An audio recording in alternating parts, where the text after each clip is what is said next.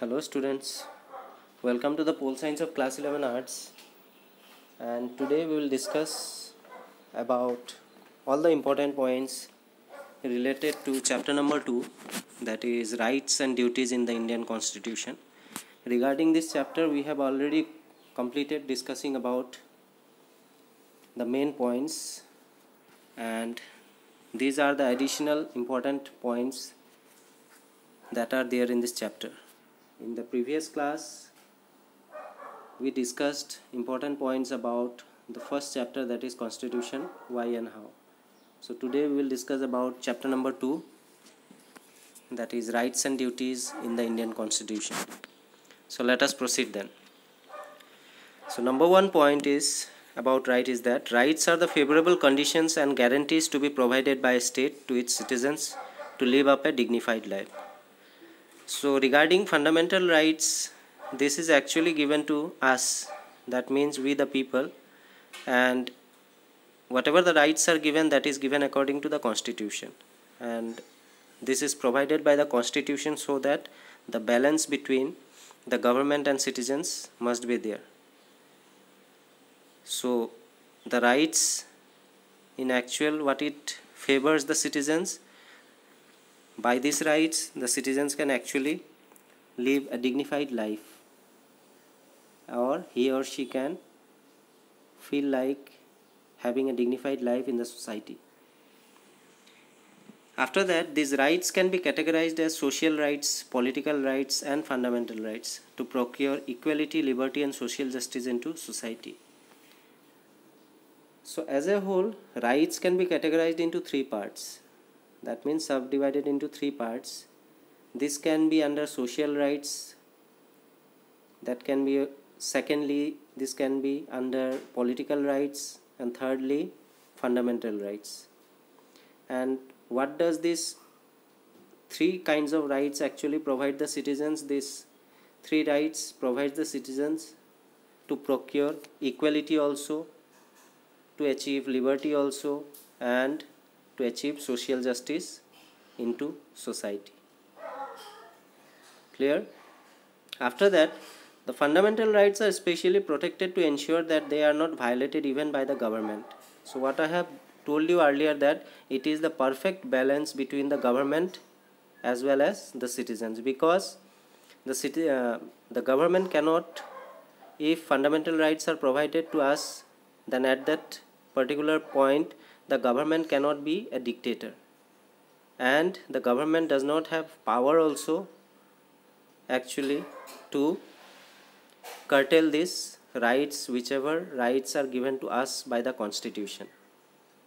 And because why they cannot curtail or they cannot deframe the rights, because whatever the rights we get in the form of fundamental rights, political rights, social rights, these all rights are given to us by the Constitution of the country, that is there in the Constitution. So for that reason, the Constitution is the supreme law, and the government as well as us, that means we the citizens, should also abide by that. Whatever things are mentioned in the Constitution of India, that is supreme for us. Even the government also cannot make dictator in this regard, so they cannot even violate to curtail these rights.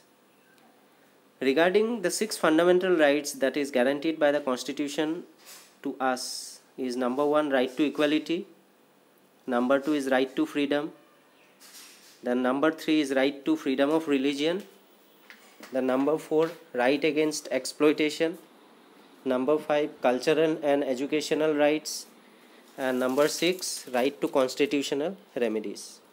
So these are the 6 fundamental rights guaranteed by the Indian Constitution to us. So we have already elaborately discussed about all these rights. Now the next point is fundamental rights except the right to life and personal liberty may be suspended only during the emergencies like foreign attacks or internal disturbances. That means some rights are there which can remain suspended, not fully but for partially, that means for a particular period of time. And what are the types of rights that can be suspended for a particular time? that is right to life and personal liberty. That means personal liberty means you are free to move anywhere, and right to life means it's your life, so you are the one who is to take decisions. So regarding these two rights, that is right to life and personal liberty, these two types of right can be suspended for a particular period of time when the situation are like that. If suppose any foreign attacks are there from the foreign countries, if any of the country attack our country, at that time right to life and personal liberty will not be utilized, because at that time if we utilize this personal liberty and right to life, maybe we might lose our life also. For that reason, right to life and personal liberty remains suspended for that particular moment when suppose any foreign attacks or suppose any internal disturbances are there, like the civil war. So if this kind of situations are there, at that time that these two rights, namely right to life and personal liberty, will remain suspended. Clear? After that, the South African Constitution grants most extensive range of rights to its citizens, including even the right to dignity, privacy, fair labor practices, healthy environment, adequate housing, and information, etc. So regarding the Constitution of South Africa, you have already gone through this particular constitution related to the country of South Africa in class 9, if you remember.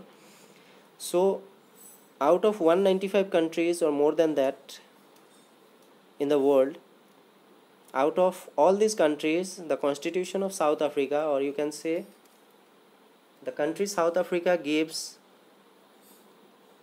its citizens the most extensive range of rights. That means if we have suppose 6 fundamental rights given to us, then in that case you may assume that South Africa is giving its citizens almost 12 to 15 fundamental rights.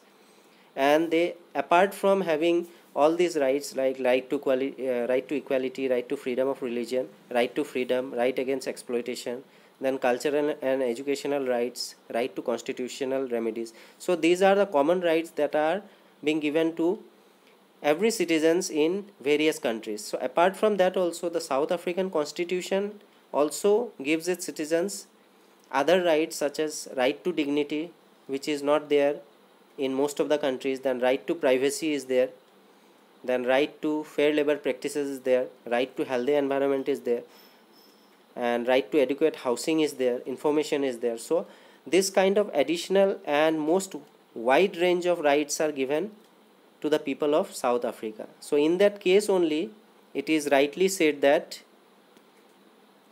the South African government has given its citizens the most extensive range of rights. Apart from the common rights, the other rights are also given, such as right to dignity, right to privacy, right to fair labor practices, healthy environment, adequate housing, information, etc. Clear? After that, the Indian Constitution contains directive principles of state policy also to establish a welfare state along with the fundamental rights. So we have read about the directive principle of state policy also. Apart from fundamental rights and fundamental duties, there is a third kind of policy that is known as directive principles of state policy. So the Indian Constitution has provided this DPSP, that means directive principle of state policy, to establish a welfare state along with fundamental rights. So what is this? According to the directive principle of state policy, no government can become a dictator, because according to the directive principle of state policy only, the government has to rule the country by following all the principles that is given in the Constitution under DPSP, and according to this DPSP only, the government will rule the country according to this all these principles that is included in the directive principles of state policy. So this is one kind of a rules and regulation criteria that is to be followed by the government while ruling the country or state. Clear? So the Indian Constitution, what it has done, it contains DPSP, and what it does, it establishes a welfare state along with the fundamental rights. So in this way, what will happen? Through the fundamental rights, we citizens will enjoy all our rights, and along with that we also would be sure that the government cannot become dictator, for the reason that it has to abide by the DPSP, that means Directive Principle of State Policy, while ruling the country or any individual state. So with this I will wind up today's topic related to the discussion of important points related to chapter number 2, that is rights and duties in the Indian Constitution, and we will further proceed in the next class by discussing a few more points that are there in this chapter. So I hope that every point discussed today is clear to you. With that I will wind up today's class. Thank you.